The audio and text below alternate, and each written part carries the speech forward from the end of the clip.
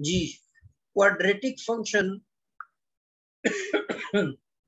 अब ये चूंकि एक पोलिनोमियल फंक्शन है, इसीलिए इसकी जो डोमेन है वो तो सेट ऑफ रियल बन जाएगी।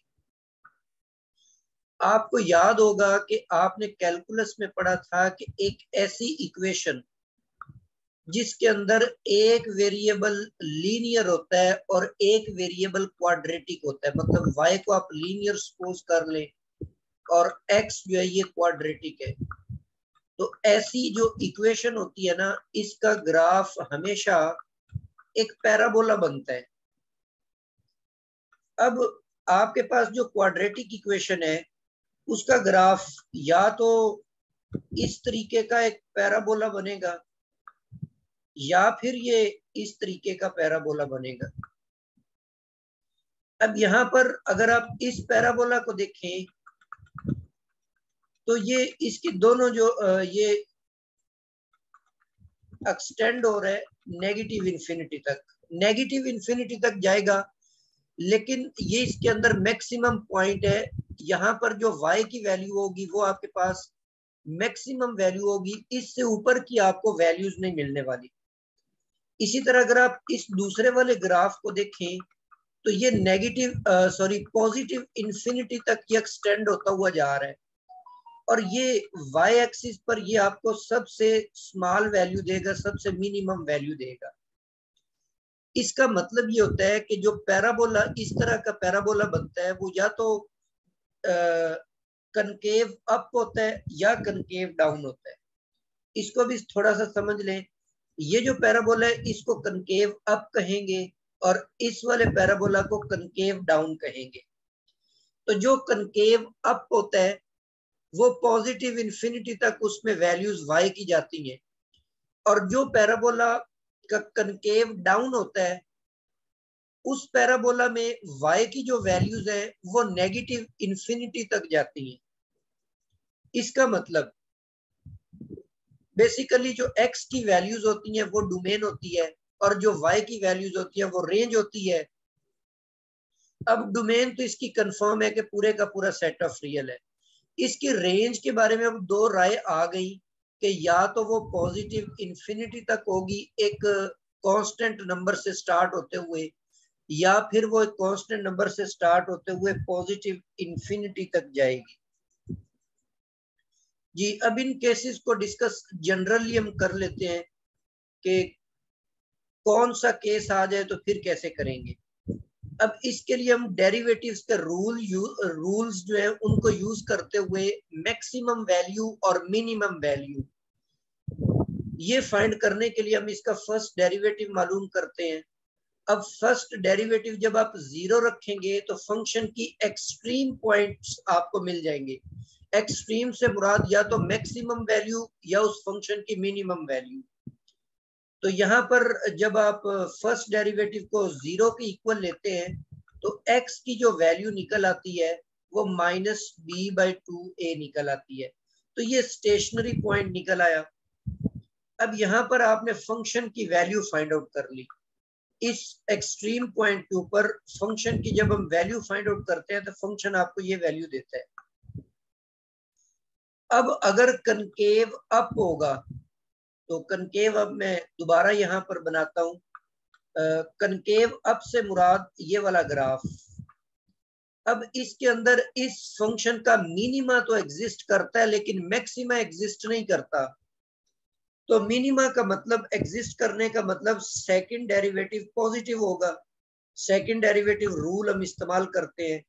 अब यहाँ पर अगर आप ऊपर जो इक्वेशन दी हुई है फर्स्ट डेरिवेटिव, उसमें से अगर आप सेकंड डेरिवेटिव मालूम कर लें तो सेकंड डेरिवेटिव आपको मिल जाएगा 2a के इक्वल। अब हमने सेकंड डेरिवेटिव को पॉजिटिव रखना है तो इसका मतलब है a जो है ना ये आपके पास पॉजिटिव है। तो अब ये कनकेव अप भी बन रहा है। कनकेव अप का मतलब है कि ये पॉजिटिव इन्फिनिटी तक जाएगा।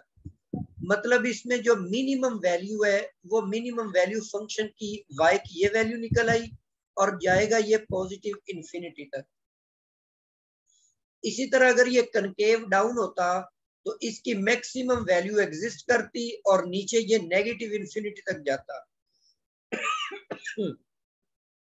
तो इसमें ए जो है ये नेगेटिव है। अब इन दोनों रिजल्ट्स को मैं समराइज इस तरीके से कर देता हूं कि अगर आपके पास रेंज निकालना चाहते हैं क्वाड्रेटिक फंक्शन की, तो फिर अगर लीडिंग कोएफिशिएंट जो है एक्स स्क्वायर का जो कोएफिशिएंट ए है, अगर वो पॉजिटिव है तो रेंज आप इस तरीके से निकालेंगे। अगर वो ए नेगेटिव है तो फिर आपने रेंज का ये तरीका इस्तेमाल करना है। तो ये मैंने ट्रिक बना दिया है। इस ट्रिक को याद करके आप किसी भी क्वाड्रेटिक इक्वेशन जो है उसकी रेंज और डोमेन बता सकते हैं। मिसाल के तौर पे यहाँ पर एक एग्जांपल है कि एफ ऑफ एक्स जो है ये आपके पास एक्स स्क्वायर -3x और +10 या कोई और स्मॉल नंबर ले लें, 2 ले लें। इसकी आपने डोमेन और रेंज निकालनी है।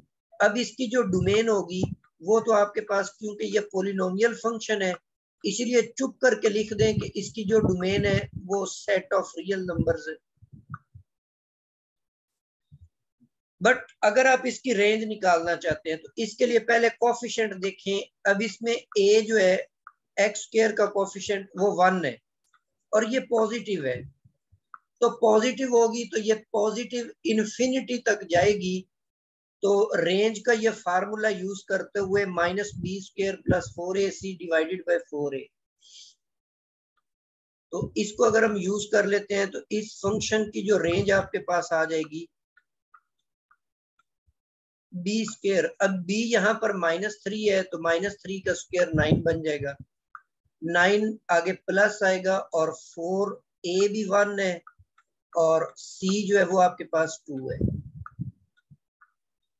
डिवाइडेड बाय 4a आ जाएगा तो वो जस्ट 4 आएगा क्योंकि a की वैल्यू 1 है। Up to positive infinity. अब 9 और 8 आपके पास कितने होते हैं? 17 डिवाइडेड बाय 4। लो जी, ये आपके पास इस फंक्शन की रेंज निकल आई। तो इस तरीके से आप किसी भी क्वाड्रेटिक फंक्शन की रेंज फाइंड आउट कर लिया करेंगे। नेक्स्ट एक एग्जांपल आपके पास है। एग्जांपल ये है कि डोमेन ऑफ दिस फंक्शन, अब ये एक पॉलिनोमियल फंक्शन है, इसीलिए इसकी जो डोमेन होगी वो सारे का सारा सेट ऑफ रियल नंबर आएगी। सो सी इज द करेक्ट ऑप्शन। इसी तरह इसकी अगर आप रेंज निकालना चाहते, सॉरी यहाँ पे डोमेन नहीं, यहाँ पे रेंज लिखना था, तो इसकी अब आप रेंज निकालना चाहते हैं, वही आपके पास फंक्शन है। तो रेंज का तरीकेकार, सबसे पहले आपने इसका कोएफिशिएंट देखा, एक्स स्क्वायर का कोएफिशिएंट 2 है, तो a की वैल्यू 2 पॉजिटिव है, इसीलिए ये इसकी रेंज पॉजिटिव इन्फिनिटी तक जाएगी। तो प्रीवियस एग्जांपल की तरह इसको कैलकुलेट कर लें तो ये -1/8 से लेकर पॉजिटिव इन्फिनिटी तक ये इसकी रेंज निकल है।